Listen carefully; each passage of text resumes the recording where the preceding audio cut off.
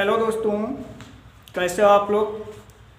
मैं अनूप वर्मा आप लोगों के समझ फिर से एक वीडियो लेकर आया हूं। जैसा कि पिछले वीडियो में मैंने कक्षा 10 की जो अनसॉल्व्ड सॉल्व करा रहा था, उसका सेट नंबर 7 के 1 से लेकर के 5 तक पार्ट हो गए थे, 5 तक क्वेश्चन हो गए थे सभी पार्ट उसके। आज से हम स्टार्ट करने वाले हैं 2020 का सेट नंबर जो 7 है कक्षा 10 की अनसॉल्व्ड का, वो 6 के सभी पार्ट एंड 7 के सभी पार्ट है। तो दोस्तों देखिए, इसका पहला क्वेश्चन है 6 का। क्या कह रहा है, 6 का क्या लिखा है कि निम्नलिखित सारणी से समांतर माध्य ज्ञात कीजिए। जिसे आपका है 6 का क्वेश्चन।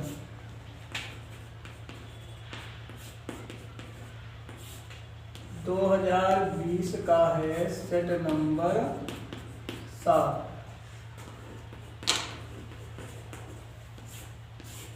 ठीक, तो 2020 का सेट नंबर 7 है।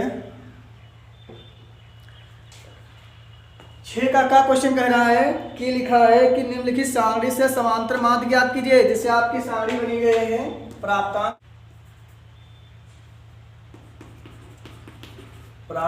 दिया गया है, यहाँ पे दिया गया है छात्रों की संख्या, छात्रों की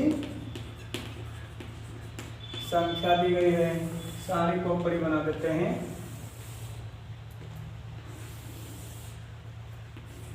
देखिए लिया है 5 से कम, 5 से कम दिया गया है। 5 से कम में है 3 छात्रों की संख्या, एंड 10 से कम दिया गया है।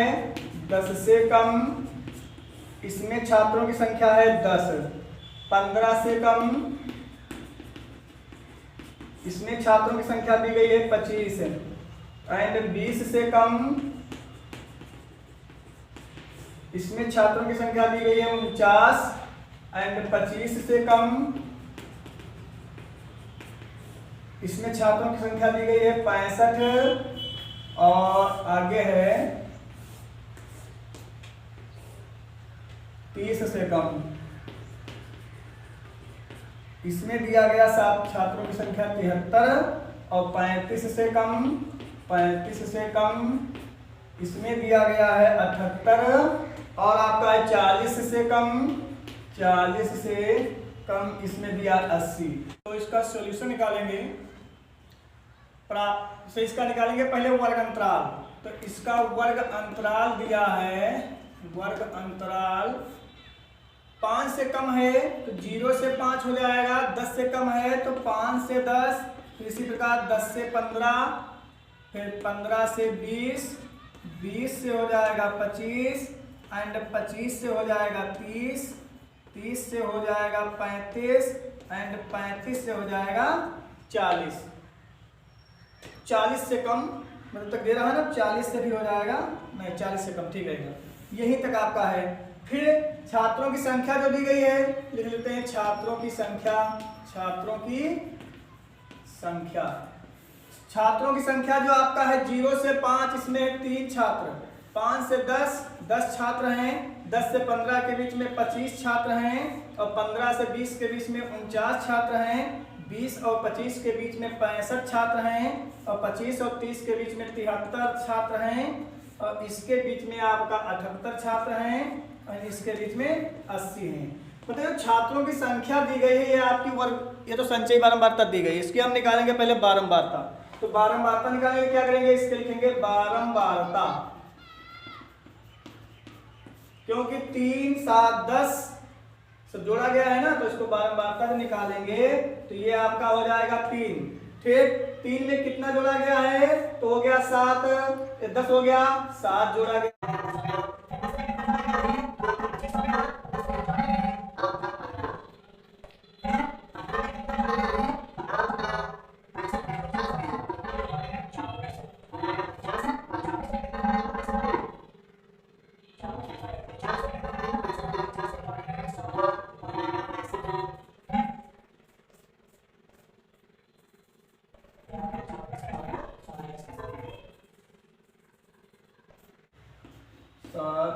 इसके सामने हो गया 16, और फिर 65 में कितना जोड़ा गया, 73 हो गया, 8, फिर 8 में 73 में कितना जोड़ा गया, 78 हो गया, 5, फिर 78 में कितना जोड़ा गया तो 80 हो गया, 2।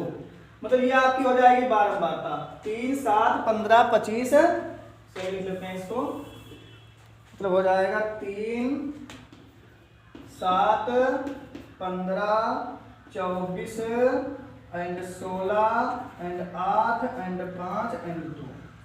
तो ये आपका क्या हो गया, बारंबारता हो गया, जिसको हम लिखते हैं एफ से। किससे लिखते हैं, एफ से लिखते हैं। फिर हम निकालेंगे इसका मध्यमान। क्या निकालेंगे, मध्यमान। तो जो मध्यमान होगा वो आपका हो जाएगा एक्स। उसको हम क्या लिखेंगे, एक्स से लिखेंगे। तो मध्यमान 0, 5 का मध्यमान क्या हो जाएगा, 2.5 हो जाएगा। 0, 5 को जोड़ेंगे आ जाएगा 5, 5 में 2 हम उसका औसत निकालेंगे तो हो जाएगा 5/2 तो हो जाएगा 2.5। देखेंगे इसके बीच का अंतर कितना है, 0, 5, 5 का अंतर 5, 5, 10, 10, 5, 15, 15, 5, 20। तो इसमें भी हम 5, 5 का कर लेंगे अंतर, तो 5, 2 हो जाएगा 7, मतलब ये इसके सामने ये इसके सामने हो जाएगा 7.5, 7, 5, 12, 12.5, 12, 5, 17, 17.5, 17, 5, 22, 22.5, 22, 5, 27, 27.5 हो जाएगा। और 27 में जोड़ेंगे 5 हो जाएगा 32.5 और ये जोड़ेंगे तो हो जाएगा 37.5। ठीक, अब क्या हो जाएगा, अब इसका हम निकालेंगे एफ एक्स निकालने के लिए क्या करेंगे, इसकी हम करेंगे गुणा। तो गुणा जब करेंगे कितना हो जाएगा, 3 की गुणा 2.5 से कितना हो जाएगा, 25 से 75, तो ये हो जाएगा 7.5।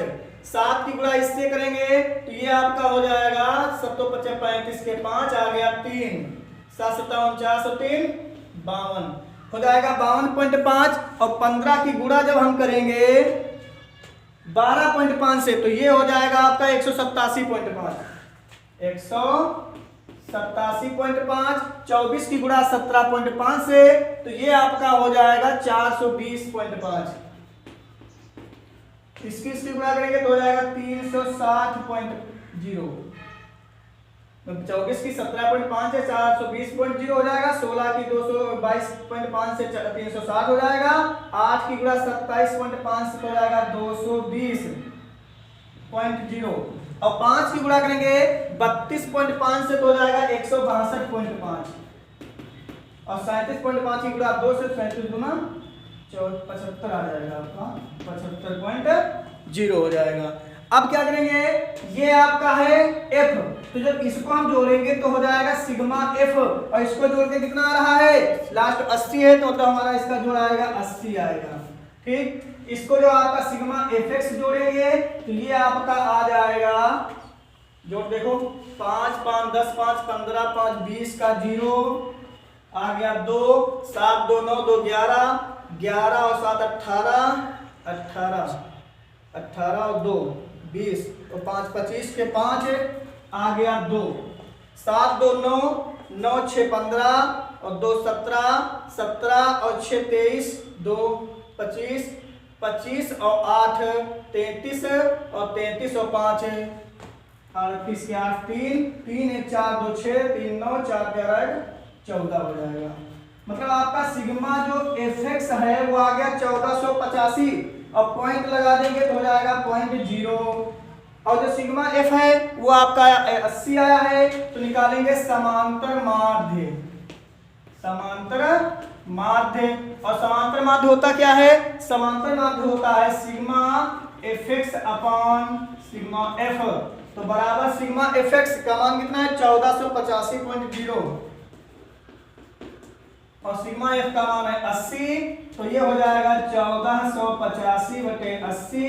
तो इसको जब हम काटे पीटेंगे तो कितना आ जाएगा आपका, इसको काटना है काट दो तो कुछ आपका आएगा आंसर 18.5625।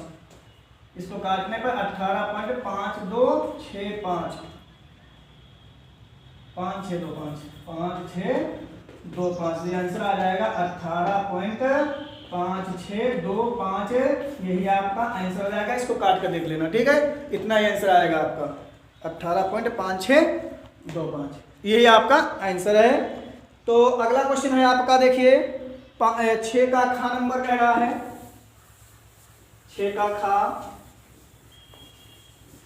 अगर जिन लोगों को बिली नोट करना है तो वीडियो को रोक करके इसको नोट कर लीजिए।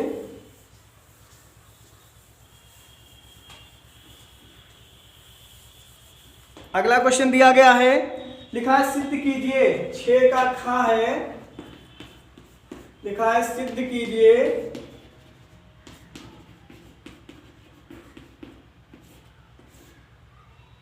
1 minus sine theta upon 1 plus sine theta बराबर दिया गया है सेक थीटा एंड माइनस का tan थीटा का होल ऑफ स्क्वायर। क्या करना है हमको, ये लेकर चलना है, इसको सिद्ध करना है, या तो इसको हम लेकर चलें, ये सिद्ध करें किसी भी साइड से, लेफ्ट हैंड साइड से लगाएं या राइट हैंड साइड से लगाएं, किसी भी साइड से हमको मतलब एक साइड लेकर चलेंगे, दूसरा साइड लाना है, दूसरा साइड लेकर चलेंगे, ए साइड लाना है, तो कोई भी साइड हम ले सकते हैं। चलो हम लेफ्ट हैंड साइड ले रहे हैं। लेफ्ट हैंड साइड लेने पर जब लेफ्ट हैंड साइड लेंगे तो है 1 माइनस का साइन थीटा अपॉन 1 प्लस का साइन थीटा। इसमें हम क्या करेंगे, जो आपका दिया है 1 माइनस का sine theta upon 1 plus sine theta, इसमें हम इसके जो हर का परिमेयकरण कर देंगे। हर का परिमेयकरण मतलब क्या होता है, जो हर में दिया होता है उसके विपरीत चिन्ह से ऊपर नीचे हम गुणा भाग करते हैं। तो यहाँ दिया है 1 माइनस साइन थीटा, यहाँ पे दिया है 1 प्लस साइन थीटा, तो हम इसके विपरीत चिन्ह से हम कर देंगे गुणा। कहाँ, ऊपर गुणा नीचे गुणा। अब ये आपका हो गया a माइनस बी के रूप का, मतलब 1 minus sine theta 1 minus sine theta 1 minus sine theta 1 minus sine theta करना हो जाएगा 1 माइनस साइन थीटा का होल ऑफ स्क्वायर हो जाएगा बटे ये हो गया a plus B, a minus B के रूप का, कि 1 plus sine theta 1 minus sine theta. तो जैसे आपका होता है a minus B a plus B, ये होता है a square minus B square, उसी प्रकार ये भी हो जाएगा आपका a square minus B square. a के जगह पे 1 है तो 1 का स्क्वायर 1 ही रहेगा, माइनस b के जगह पे साइन है तो हो जाएगा साइन स्क्वायर थीटा हो जाएगा। तो बराबर 1 माइनस साइन थीटा का होल ऑफ स्क्वायर बटे 1 माइनस साइन स्क्वायर थीटा क्या होता है, 1 माइनस साइन स्क्वायर थीटा होता है कॉस स्क्वायर थीटा। ठीक, आगे देखिए।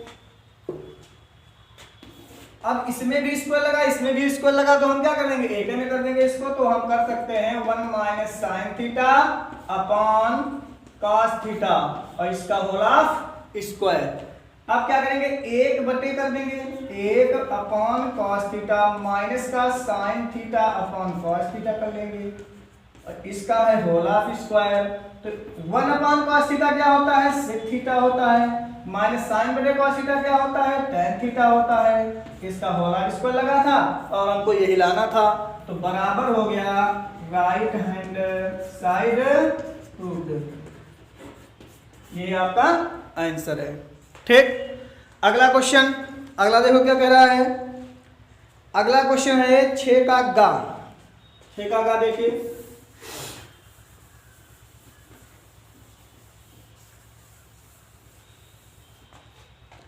छह का गा कह रहा है, लिखा है ओ केंद्र वाले वृत्त के बाहर स्थित बिंदु T से वृत्त पर 2 स्पर्श रेखाएं TP और TQ खींची गई हैं जो वृत्त को P और Q बिंदुओं पर स्पर्श करती हैं। तो सिद्ध कीजिए कोण PTQ इक्वल टू 2 कोण OPQ। हमको ये सिद्ध करना है। तो क्या करेंगे, पहले हम बनाएंगे ओ केंद्र वाला एक वृत्त बनाएंगे। चलो ओ केंद्र वाला एक वृत्त बना लिया, मान लिया इसका केंद्र क्या है, O है। ठीक, यहां से एक हम बिंदु ले लिए, केंद्र के बाहर बिंदु हमने क्या ले लिया, T बिंदु बोल रहा है ना, केंद्र के बाहर एक स्थित बिंदु T, ये T बिंदु हो गया। इस पर से हमने खींच दिया स्पर्श रेखा,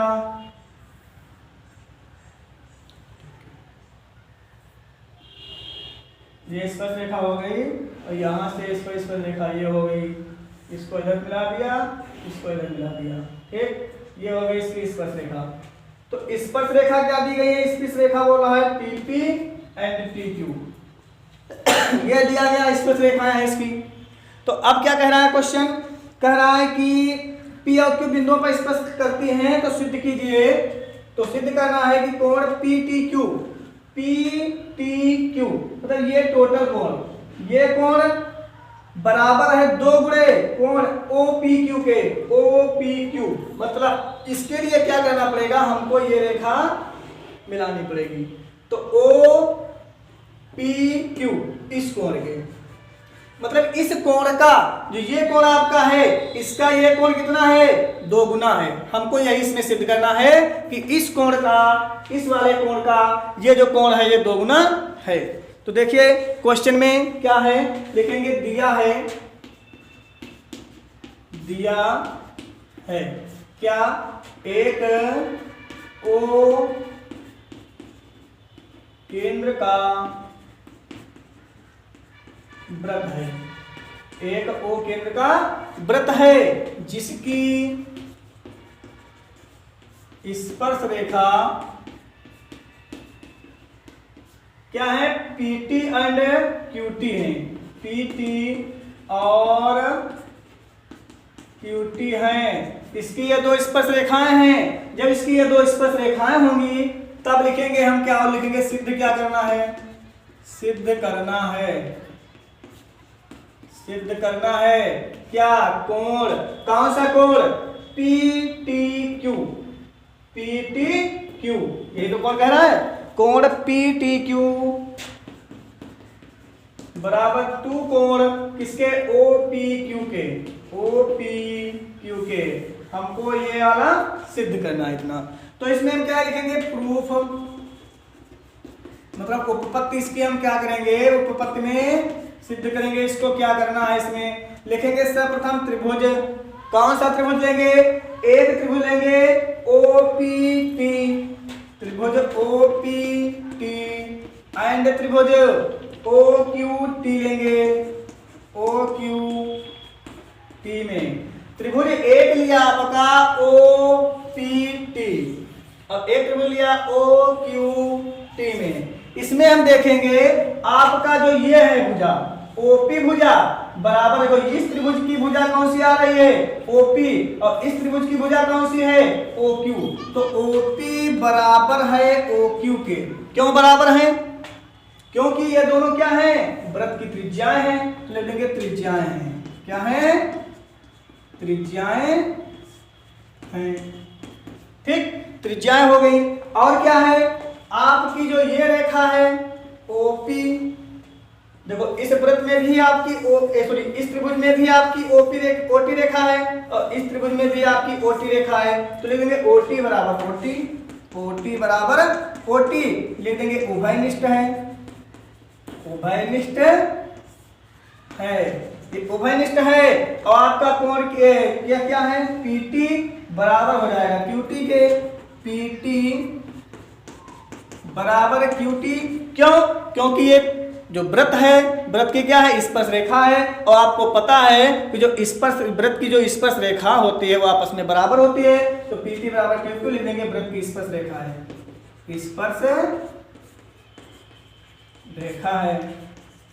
अब देखिए आपका OPT त्रिभुज एंड OQT त्रिभुज में 3 कंडीशन फॉलो हो रही हैं। जब किसी भी त्रिभुज में 3 कंडीशन फॉलो करता है तो SS समरूपता के नियम से वो त्रिभुज क्या होता है, SSS के नियम से वो त्रिभुज आपका सर्वांग सम त्रिभुज होता है।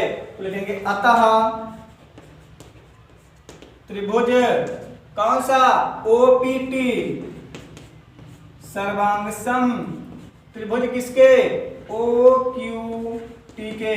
जब ये इसके सर्वांगसम होगा तब आपकी भुजा ये कोण इस कोण के क्या होगा, बराबर होगा।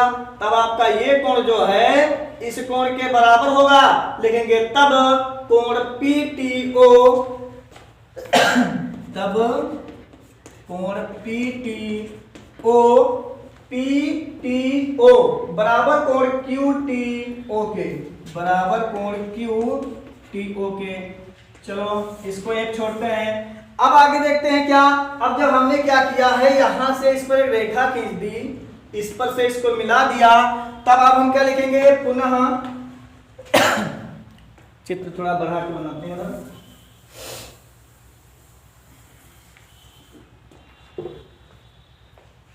क्या दिखाई देगा, ठीक।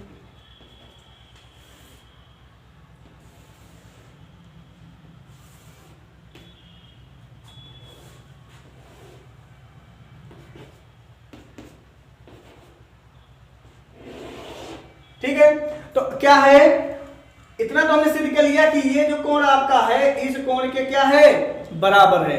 जब इस कोण के बराबर है, अब पुनः हम क्या करेंगे, पुनः त्रिभुज। अब कौन सा त्रिभुज लेंगे, पुनः ये आपका है ओ केंद्र है, ओ पी, इसको मान लेते हैं आर, आर या मान लें पी, मान लें पी तो है, आर मान लेते हैं, है ना, आर मान लिया। तो ओ पी आर ये त्रिभुज, ओ पी आर इस त्रिभुज में लेंगे, है ना, ओ पी आर, पुनः त्रिभुज ओ पी आर एंड त्रिभुज और कौन सा लेंगे, ओ पी ट्यू में, ओ पी आर त्रिभुज लिया एंड त्रिभुज ओ पी ट्यू में लिया, ओ पी टी में। इसमें क्या हो जाएगा, OP बराबर हो जाएगा OP के, OP बराबर OP, क्योंकि देखिए इस त्रिभुज में भी आपकी OP भुजा है और इस त्रिभुज में भी आपकी क्या भुजा है, OP भुजा है, तो हो जाएगा उभयनिष्ठ है, उभयनिष्ठ है, राइट, उभयनिष्ठ है। आगे क्या होगा आपका, जो ये कोण है, ये कोण, क्योंकि ये त्रिज्याएं हैं, ये स्पर्श रेखा है, स्पर्श रेखा त्रिज्या पर लंब होती है, तो ये कोण OPT कोण, कोण OPT बराबर कोण किसके हो जाएगा, इसके, क्योंकि ये भी आपका क्या हो जाएगा, 90 हो जाएगा, तो हो जाएगा O या PRO के बराबर PRO बराबर लिख देंगे 90 अंश, ठीक। और कोण आपका क्या है, कोण POT, कोण POT बराबर कोण कौन सा, POT बराबर कोण POR के, POR के, क्यों, क्योंकि देखिए आपका जो कोण ये वाला है, इस त्रिभुज में भी कोण आ रहा है और इस बड़े त्रिभुज में भी कोण आ रहा है, लिखेंगे उभयनिष्ठ है, उभयनिष्ठ है। अब देखिए कंडीशन, तो लिखेंगे अतः जब ये कोण इसके बराबर है, सॉरी ये कोण, ये इस त्रिभुज में दोनों कोण है, ये कोण इसी बराबर है, ये कोण इस त्रिभुज कोण बराबर है, तो ऑटोमेटिक जो ये कोण होगा इसके बराबर हो नहीं होगा, मतलब ये कोण, क्योंकि ये त्रिभुज जो आपका है इस त्रिभुज में ये कोण है, इस वाले त्रिभुज में भी यही कोण है, तो ये तो आपका कोण बराबर है ही है। आपका ये कोण 90 से, इसमें ये कोण 90, दो कोण बराबर होंगे, तो ऑटोमेटिक जो तीसरा कोण है इसके क्या होगा, बराबर होगा, लिख देंगे अतः कोण OPR, अतः कोण OPR बराबर होगा कोण किसके, PTO के, PTO के। तो इसको हम बना लेंगे समीकरण 1 और इसको बना लिया समीकरण 2, ठीक। अब यहां से देखो, यहां लिखा PTO बराबर QTO और यहां है OPR बराबर PTO, तो जो PTO है ये QTO के बराबर हम लिख सकते हैं, QTO, है ना, जो PTO बराबर है QTO, ये कोण इसके बराबर है और यहाँ पे भी कोण दिया गया है, तो यहाँ पे देखना है हमको, जो कोण आपका OPR दिया गया है, OPR ये कोण, और PTO बराबर किसके, QTO, तो ये कोण QTO के भी बराबर हो जाएगा, इसके भी बराबर हो जाएगा। तब समीकरण 1 और 2 से, समीकरण 1 हुआ 2 से कोण OPR बराबर PTO और PTO बराबर QTO, तो हम PTO के स्थान क्या लिख देंगे, QTO लिख देंगे इसके स्थान पे, तो ये बराबर QTO के भी हो जाएगा। तो जब QTO के बराबर हो जाएगा तो ये कोण आपका इसके बराबर है, अतः इसके दोनों क्या हो जाएंगे, दुगुना हो जाएंगे, लिख देंगे अतः कोण क्या, PTQ, कोण PTQ बराबर दो कोण OPQ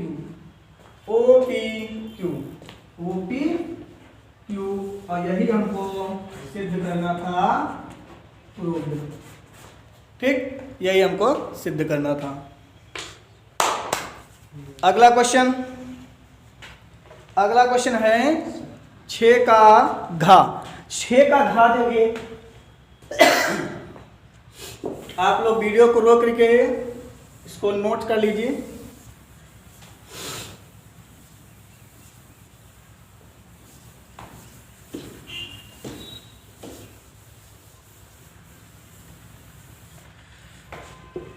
अगला क्वेश्चन है 6 का घा कह रहा है कि एक धातु का गोला जिसकी त्रिज्या है 10.5 सेंटीमीटर है को पिघलाकर छोटे छोटे शंकुओं में ढाला गया है, जिनमें से प्रत्येक की त्रिज्या 3.5 सेंटीमीटर तथा ऊंचाई 3 सेंटीमीटर है। ज्ञात कीजिए कुल कितने शंकु प्राप्त हुए। तो लिखेंगे गोले की त्रिज्या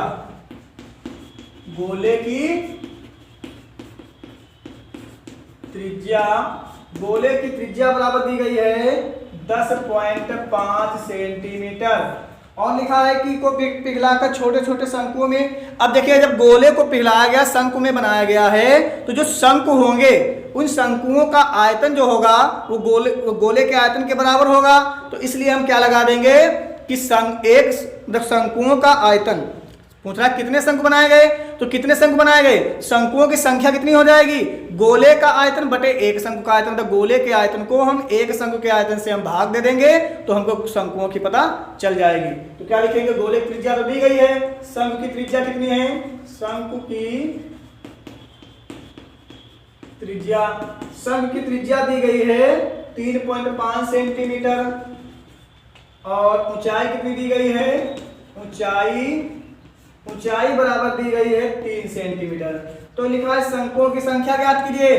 तो लिखेंगे शंकुओं की संख्या बराबर गोले का आयतन बटे एक शंकु का आयतन।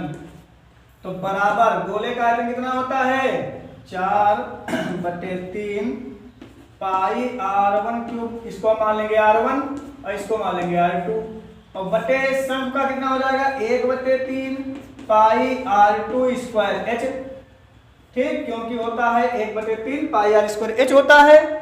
तो अब 3 से देखो 3 कट जाएगा, पाई से तो पाई कट जाएगा, बचेगा क्या r1 का क्यूब, r1 कितना है 10.5 है तो हो गया 10.5 का क्यूब बटे r2 का स्क्वायर, r2 दिया 3.5 है तो 3.5 का स्क्वायर इंटू h दिया है 3 तो हो गया 3। आगे बराबर 10.5 की घात 3 लिखा है, मतलब ये कितनी बार लिखना पड़ेगा 3 बार बटे 3.5 2 बार है, इसको 2 बार लिख लीजिए, ठीक। अब इसको हम काटेंगे, कितनी बार कटेगा, काटिए, पॉइंट से पॉइंट हटा दिया, ये भी पॉइंट से ये पॉइंट हट गया। अब 35 3 कितना होता है 35 3 105, अब इस 35 3 लगा दिया 105, इस 3 से ये 3 कट गया, ये भी हो गया 35 3 105 हो गया, राइट। अब देखिए तो बराबर ये बचा 10.5 गुणे 3, 10 और सॉरी 4 भी तो बचा था, ये 4 भी बचा था यहाँ पे, बराबर ये 4 गुणे, यहाँ लगा देंगे 4 गुणे 35 3 काट देंगे, 3 से 3 निकल जाएगा। देख लीजिए फिर से यहाँ से, क्योंकि ये 4 भी बचा था, 4 गुणे हो जाएगा 10.5 की घात 3 है, मतलब इसको लिखना पड़ेगा 3 बार। अब अपान में 3.5 का स्क्वायर है, इसको लिखना पड़ेगा 2 बार इंटू 3 है। क्या करेंगे, इस पॉइंट से ये पॉइंट हटा, इस पॉइंट से ये पॉइंट हटा, 35 से करना, 35 3 105 और इस 3 से ये 3 कट जाएगा और 35 3 105 बचा कितना 4 गुणे 3 गुणे 10.5 अपान नीचे कुछ नहीं बचा, तो हो गया शंकुओं की संख्या बराबर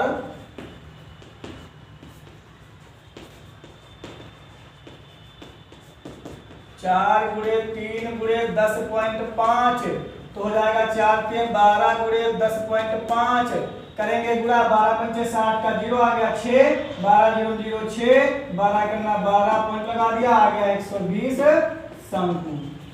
मतलब शंकुओं की संख्या कितनी हो जाएगी 126 होगी, 126 शंकु हो जाएंगे। तो शंकुओं की संख्या आ गई 126, राइट।